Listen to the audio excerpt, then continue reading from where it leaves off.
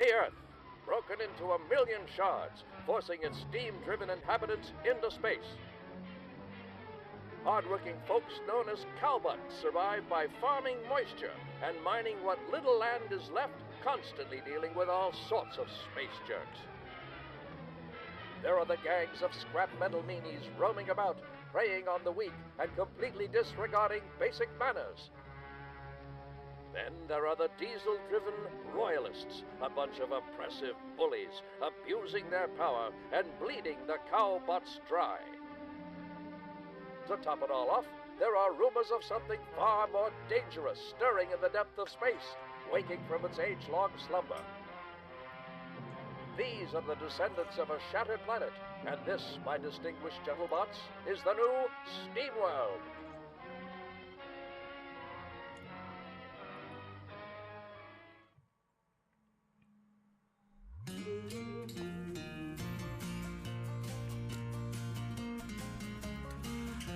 What's good? What's really good? It's the Salty Sea Dog, and welcome to LP with SSD. Today we're playing Steamworld Heist, which I'm hearing is sort of I'm saying I'm hearing like I haven't played it. I've played a little bit of it, but it's sort of a 2D take on a kind of XCOM type of thing. So as I said, I've played a little bit of it, so just a little bit familiar with it, and so far I'm kind of liking how the game feels and kind of how it's going, so I'm gonna jump into it. As you can see, I've got a game there on veteran difficulty, just about an hour or so in. Yep, let's try it on veteran. Yeah, can be changed before every mission, so let's get started. Faraday, notorious smuggler and occasional pirate, is having a rough time. A brutal gang of thugs called Scrappers are spreading across her turf in the outskirts, stealing everything in sight. They have even been known to kidnap the locals. Their presence could draw unwanted attention from the Royal Space Force. In short, they are bad for business. Low on water, Piper and her mates have boarded a scrapper ship, aiming to relieve them of their ill-gotten cargo. And of course, it all went according to plan.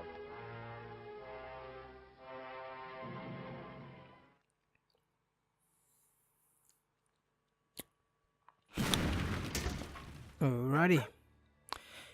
Blast. This did not go according to plan. What a positively macabre place. Alright, this is kind of the tutorial, just kind of getting you familiar with the controls and whatnot. Hey fellas, you alright? Right, better get up there and help out. Alrighty, so this is introducing you to the game. So it's XCOM in a kind of 2D sense, but your blocks are kind of on a kind of 2D plane. So it's more like steps to the side. You hold square to end your turn. Opening the door so sort of constitutes a turn, so it's something to bear in mind as you're playing through. Okay. A whole cowbot down here, ain't I lucky? Mind if I help myself to some of your water? Don't know why I'm giving these people accents, but it's just what I'm doing. When I'm done with you, I'll use you for spare parts. Ha! You just try, bub. I'm not even sure if I'm keeping the voices consistent. Anyway, so now it sort of has a cover mechanic. You kind of hide behind there, but now unlike XCOM where it's based on percentages, this is kind of based on your aim and where you put the marker. So it's got XCOM to it, but it's also kind of got your own skill impacting how it goes. You know? So that's me taking 2 pot shots on the enemy, taking my first step, ending my turn. So each movement you make, so if I were to go up here and straight up open the door, that'll be one movement, but that kind of exposes me and kind of limits me on what I'm going to do on my second movement. So it's kind of often the safer bet to stop before a door and then choose to open it, because that kind of gives you that kind of initial moment to see what's happening and see whether backing out or taking a shot. Okay, turrets, fancy security for a hunk of junk. but I can cover behind that shot up barrel. So now I think the game was being generous and gave me a bit more running space, because I'm not mistaken, opening a door is supposed to actually take up one of your turns. But anyway, I won't be able to fire after a sprint like that, so I'll just wait my turn here. Right here, yes. Right, my turn. Better amp up my gun so I can take that turret out with one shot. So this is now introducing us to kind of the special abilities that certain characters have. Excuse me. I don't want to trust another go behind this cover. Or whatever she said. So now this is kind of your special ability, which in her particular case, it's a power shot, which does an extra 1+ damage, and it kind of ensures that you take this gun out with one shot, and it kind of has a 3-turn cooldown after the fact. So let's just continue on our way here. To play it safe, we kill our turn here so that we can spend our turn and have all our movement trying to get to our next objective.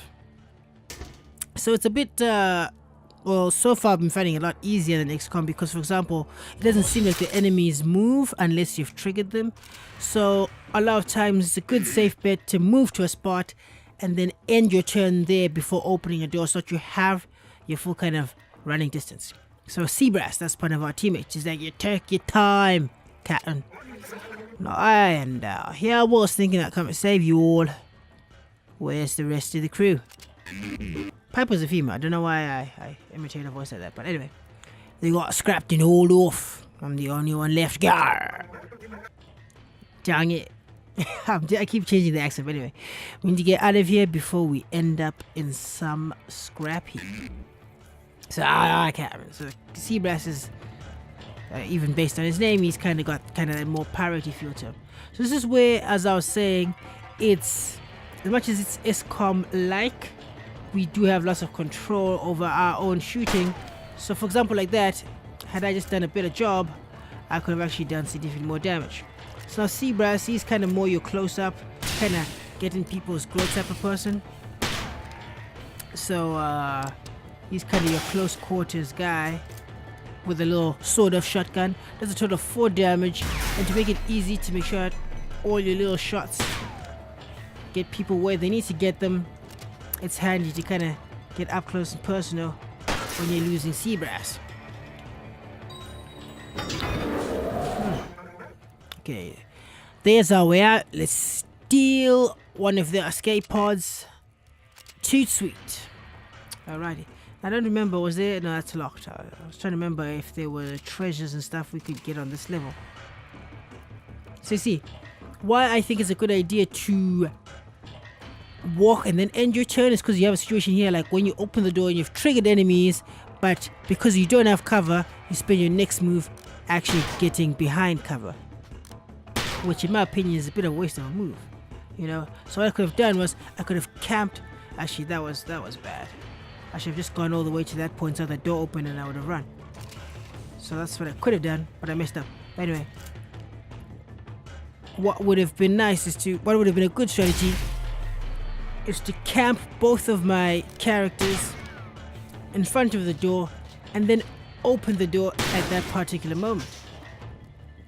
Now I've got our good old buddy here, Seabrass, kind of a bit of in a pickle. Something that you can do is when you have units side by side, you can melee, or melee as some people would say, which is some guaranteed damage. So I'll throw that melee up.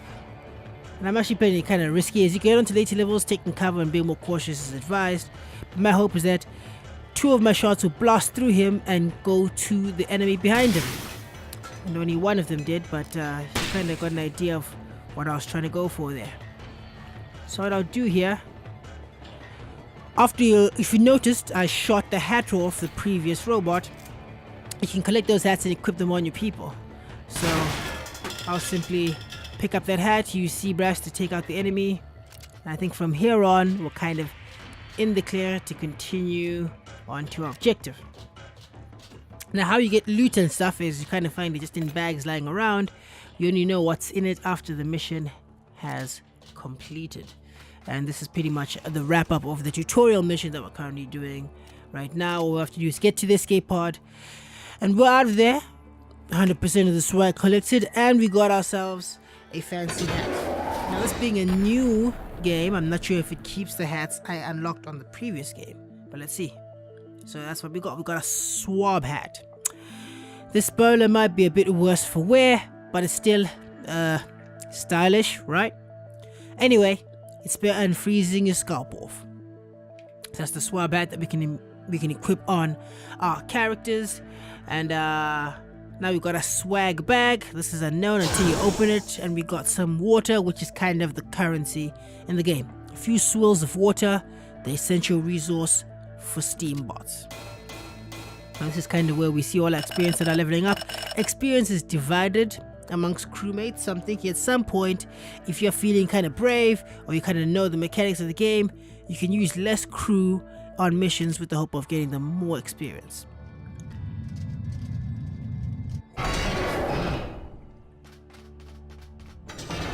So now this is our ship. Here's Wonky, I guess sailor captain. I don't know what you call the captain that's in charge of just steering the boat, but that's his role. Like, welcome back, Captain. Dang it, Wonky. We won't get any work done with these scrappers hogging everything in sight. The no-good steam maggots are even pilfering the parts of honest cowboys. So we'll have to do something about it. I mean, they hauled off most of our crew back there. I keep forgetting which accent actually gave Piper, but anyway, arr! I'm still here. Yeah. With the war shortage, it's a tough spot. No mistaking it. This puts us at skeleton crew. So, what am I, invisible? We didn't even get much war. We need more gallons to get back on our feet. I'll have to figure something out. Okay, ma'am. Just set the course over on the map table and I'll get us moving. I don't think I'm giving him an old voice. I'm giving him more of a kind of... Not really Sean Connery. It's who's that other actor? Anyway, I'm terrible at imitating voices. As you can see, I'm failing to keep a consistent accent on these characters. Anyway, golly, that went bad. Those patchy bolt heads had me staggered. Yeah, makes me squeamish about boarding bigger vessels. It does. I don't feel much like ending up on some scrap heap. Keep reading this incorrectly. Right, you are, sailor. Right, you are. Me and my ever-changing accent. Anyway, let's see what Wonky has to say. So, getting prepared should be high priority, ma'am. Grumpy old sea brass might be a capable fellow, but we're not fit to handle all these scrappers. Grumble, grumble. We'll just have to round up more gallons. Well, some more gallons, but hey, more gallons, same thing. So this is kind of our world map, or we kind of get on our missions. We need to find some more gallons. So we kind of move through. Only have one destination now, so that's the next destination. Mission is called Filling Up. With nothing but Ripper-class scrappers aboard, this tiny vessel should be easy pickings, even for a small and desperate crew. Grab as much as possible and get out. So that kind of shows that there's one kind of loot box we can get. We can have 2 crew members maximum, and I guess the star rating, because missions can be played over again, is the star rating we have so far in the mission. Because we haven't done it, we got 0 stars. So those are our missions. Collect the swag and evacuate. Simple. We can change difficulties, but no need to do that. And now we are on kind of equipping our people, and we don't have anything to equip right now. We do have hats. Some of these were unlocked for free. I like to give a good old sea brass a little swag hat. I like to keep Piper kind of with her classic captain's hat, just to kind of keep it going. So now that's everything set. We don't have any new weapons, so we get started on our mission. So I don't know if you noticed, it said generating ship. It kind of, as much as the missions are the same, the ships are randomly generated. Though this is looking very familiar to the last time I played this. But anyway, It's like, can you hear me? It's wonky. I've hooked up to some of the exposed plumbing in this ship, so now I can speak to you. It should be an easy mission. Nothing like the last one. Just grab all the gallons you can. Oh, and if you can come across any epic swag, make sure to bring it back. Alright, so what I was saying earlier, something that's a bit handy to do, for example in this particular case, Seabrass is the more aggressive character, so I'll select Seabrass, have him come towards here, but because he's used one move, it makes sense to hold there, kill your turn, get a fresh turn so that Seabrass can open the door and still have all his movement available to him. So there's only one enemy here, so I can kind of play it aggressive, move Seabrass here, using up his turn, and kind of move Piper here. We've got our scope, so if we trick shot this, we should be able to get something off. And there we go. So Piper kind of has the ability. Oh jeez, yeah, quite an accurate guy, isn't he? So Piper, her standard ability is having a scope, which makes it kind of easy getting the game started. You know, kind of gets you kind of going, gets you on your feet. So now here what I'll do is I'll move forward, kind of ending the turn. We've got both of our turns going. Open the door. Whoa. Yeah. That's a bit of a risky one. What I'll do is park Seabrass here. Have him pull off a shot here. Get this guy to 1 health. Park Piper here, so I'd technically Seabrass and Piper are behind cover. But finish off this guy. So this guy has to shoot, but he's most likely gonna hit our cover. Now, something I could do here. Be a bit aggressive. Get Seabrass up in this guy's grill. Give him a good boxing. Get Piper. Finish him off. We're done. So it's as much as it's kind of like XCOM. There's some kind of, I guess you can call them leniencies. Some of the game mechanics that make it a bit less punishing than XCOM. For example, if you fail a mission, it's not like, okay, Seabrass and Piper are like dead forever. There's no like permadeath element to it.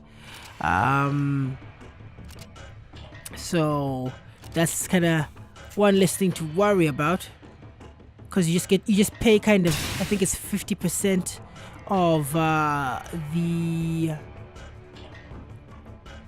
I'm gonna get her behind here and kind of deflect it off the ceiling. So you kind of pay up 50% of. There we go. A little bit of a trick shot. You pay, I think, 50% of the water you have as punishment for kind of failing a mission. So it's not as punishing as XCOM, where like you fail a mission and all the people who were involved in the failed mission are gone. This game, I guess, to keep with the story, still allows you to continue and just kind of try again. You know, but despite that, I still kind of appreciate kind of, you know, these kind of turn-based strategy games. You know, it's always interesting to have a game that requires, you know, a little bit of a little bit of strategy, a bit of thought. So what I'm hoping to do is, this is all the same structure. I'll get Piper across to this end. Have Seabrass open the door from the other end when it's his turn, and kind of see if I can get a flank on whoever is in this current kind of little small space over here. So let's get Seabrass to open the door. It's just one goon all by himself. So actually, this is tricky because it actually exposes Seabrass. So I'll have Seabrass actually take cover. Still did his full 4 damage. Oh, I guess that's the New Game Plus DLC downloaded for Final Fantasy there. And there we go. Tango down. We'll get our good old boy Seabrass to pick this up. And Piper's turn, because we don't trigger anybody Not yet, at least. It's like, that should be enough water by now. You won't get paid for wrecking scrappers. So yeah, you only get currency by actually picking up currency. There's no benefit to killing enemies besides if you shoot off their hats, you can collect their hats. It's like just pocket all the swag and head for an escape pod. Oh, and the escape pod's down there. So let's just kind of see if there was anything in here. Oh no, I actually wasted time. So I could have actually flanked had I put Piper on the other end and kind of doubled down on that one enemy. Anyway, I guess that's the end of the level. We collected 100% of the swag and we are making our way out. That's the second mission complete. Filling up, successful. Now let's see what we got in our swag bags. Got some few swills of water. A little bit more water. A little bit more water. And now we get a little bit of epic swag, which actually gives us a +1 reputation ranking, which we use later on in the game to recruit enemies. So it's the grand prize, a hard to come by goodie, with most certainly contains something more powerful than your average swag. So far all the swag we've gotten is water, so that's not too hard to do. We got a carrion pistol, which is kind of, I think, the basic pistol, even more basic than the one Piper has, because Piper has a scope. But yep, and most likely, oh no, we got a scrap grenade. I actually haven't gotten one of these before, so I'm guessing adds action. Shoot a grenade with an arc trajectory. Jeez, my reading today is terrible. Up to 6 damage inside an area of impact. 1 use per mission. Okay, so it's kind of, it's not one grenade, it's 1 grenade per mission.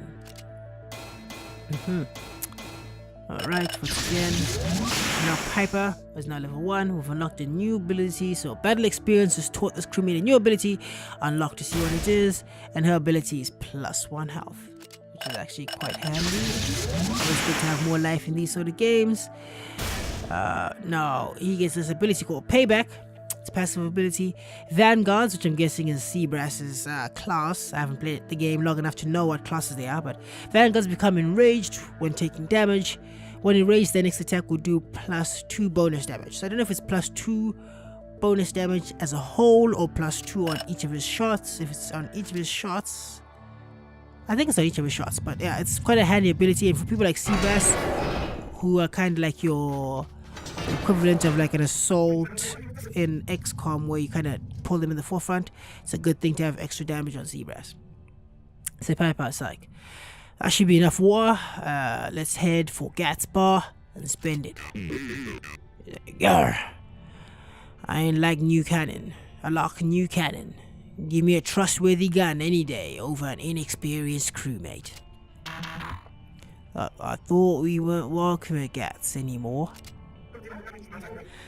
Well, now we've got gallons to spend, and Gat's not an unreasonable fellow. Alright, so let's see what Wonky has to say. He's like, I think we've got enough water for now.